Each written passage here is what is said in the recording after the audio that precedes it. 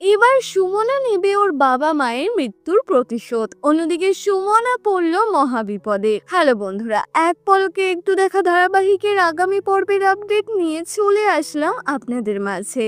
এক পলকে একটু দেখা ধারাবাহিকে আপনারা দেখতে পারবেন, দেখা যায় আরতির বাবা সুমনাকে প্রাণে মারার চেষ্টা করে। সুমনা গুদাম ঘরে যখন ছিল তখন আরতির বাবা সুমনাকে পেছন থেকে মারতে যাচ্ছিল, তবে তখনই সেখানে অংশুমান চলে আসে। অংশুমান আসার কারণে আরতির বাবা সুমনাকে প্রাণে মারতে পারে না, সে লুকিয়ে পড়ে। সে বলতে থাকে, আজ এই মিথিলেশের ছেলের কারণে আমি এই সুমনার কিচ্ছু করতে পারলাম না, এই সুমনার কারণেই আমি আমার পরিবারের সাথে থাকতে পারছি না, ওকে মেরে ফেললেই আমি আমার পরিবারের সাথে থাকতে পারবো, তাই আমি খুব তাড়াতাড়ি ওকে শেষ করে ফেলবো। এদিকে অংশুমান সুমনাকে বলে, সুমনা তুমি কাউকে দেখতে পেয়েছো? সুমনা বলে না। অংশুমান তখন সুমনাকে বলে, সুমনা আমার মনে হয় না জেঠু এখানে থাকবে, তাই এখান থেকে চলো। পরবর্তী সিনে দেখা যায় রায়বাহাদুর বাড়িতে একজন মহিলা আরতির নাম ধরে ডাকতে ডাকতে আসছে। মহিলা এসে আরতির মাকে বলে, আরে আপনাকে সধবার পোশাক পরে দেখে অনেক ভালো লাগছে, এখন কত সুন্দর লাগছে আপনাকে।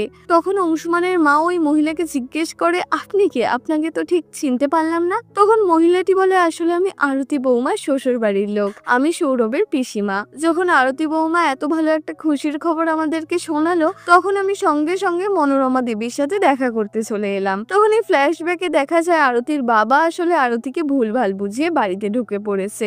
আরতির বাবা আরতির সিম্প্যাথি পাওয়ার জন্য ওকে বলে এই বাড়িতে থাকার ব্যবস্থা করে দেওয়ার জন্য। আরতির বাবা আরতিকে বলে, আমাকে একটা সুযোগ করে দে আমার পরিবারের সাথে সাথে থাকার, আমি সুমনাকে ঠিক বুঝিয়ে নেব, আমি জানি ও নিশ্চয়ই বুঝতে পারবে। আরতি ওর বাবার সাহায্য করার জন্য রাজি হয়ে যায়। আর এই মহিলা আসলে হচ্ছে আরতির বাবা, যে ছদ্মবেশ নিয়ে রায়বাহাদুর বাড়িতে থাকতে এসেছে। আরতি তখন মনে মনে বলে, বাবা আমি তোমাকে এই বাড়িতে থাকার সুযোগ করে দিয়েছি, এখন দেখা যাক কি হয়। আর এদিকে আরতির বাবা আরতির মাকে বলছিল, সাজগোজ করে আপনাকে দেখতে খুবই সুন্দর লাগছে। তখনই সেখানে অংশুমান আর সুমনা আসে। অংশুমান আরতির বাবাকে দেখে বলে, আপনাকে তো ঠিক চিনতে পারলাম না মাসিমা। তখন আরতি বলে, আসলে দাদা উনি সৌরভের পিসিমা, উনি প্রথমবার এখানে এসেছেন, আর এখন শ্রাবণ মাসও শুরু হয়ে গেছে, তাই উনি এখানে চলে এসেছেন। সুমনা তখন বলে, উনি হঠাৎ করে এখানে চলে এলেন? এই উত্তরে আরতির বাবা বলে, আসলে সুমনা বৌমা আমি তো আর জানতাম না নিজেদের লোকেদের সাথে দেখা করার জন্য আমাকে চিঠি লিখে আসতে হবে বা সবাইকে টেলিগ্রাম করতে হবে, যদি জানতাম তাহলে সেটাই করতাম। তখন আরতি বলে, আপনার এসব করার কোনো দরকার নেই পিসিমা, আপনি আমার পিসি শাশুড়ি, আপনি যখন তখন এখানে আসতে পারেন, কোনো সমস্যা নেই। এই সব দেখে আরতি সুমনাকে দু চার কথা শুনিয়ে দেয়। আরতি তখন সুমনাকে বলে, তোমাকে কে অধিকার দিয়েছে সুমনা ওনাকে এরকম দু চার কথা শুনিয়ে দেওয়ার? তোমার বাড়ির লোকেরা, তোমার মামা মামি তো যখন তখন এখানে চলে আসে, কই কোনোদিনও তো আমি কিচ্ছু বলিনি, বা আমার পরিবারের লোক তো তোমাকে কিছু বলেনি। সুমনা বলে, আমি কখনোই এটা বলতে চাইনি দিদি, তুমি ভুল ভাবছো। তারপরে অংশুমানের মা সুমনাকে বলে অংশুমানের জেঠিমাকে সিঁদুর পরিয়ে দিতে। তখন সুমনা সিঁদুর পরাতে যাচ্ছিল, কিন্তু ও তা করতে পারে না আর ওখান থেকে চলে যায়। অংশুমানের জেঠিমা তখন অংশুমানের মাকে বলে, আমি খুব ভালোভাবে জানি ছুটকি, সুমনা কখনোই আমাকে ভালো থাকতে দেবে না, ও আমার স্বামীকে শাস্তি দিয়েই ছাড়বে। অন্যদিকে দেখা যায় সুমনার চোখের জল ফেলছিল। তখন অংশুমান এসে বলে, আমি জানি সুমনা তোমার কষ্টটা, তবে আমি তোমার বাবা মায়ের দোষীদের সাজা অবশ্যই দেব।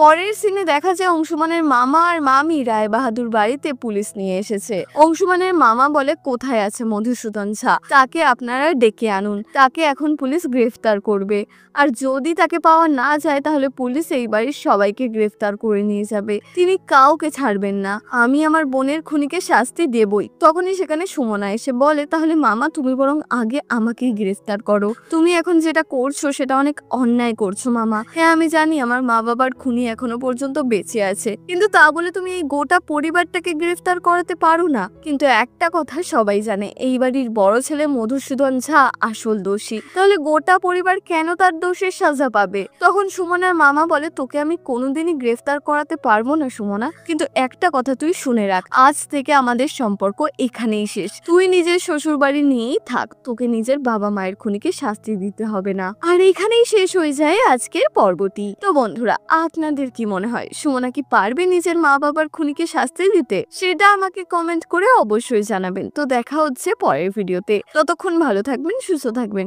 টাটা।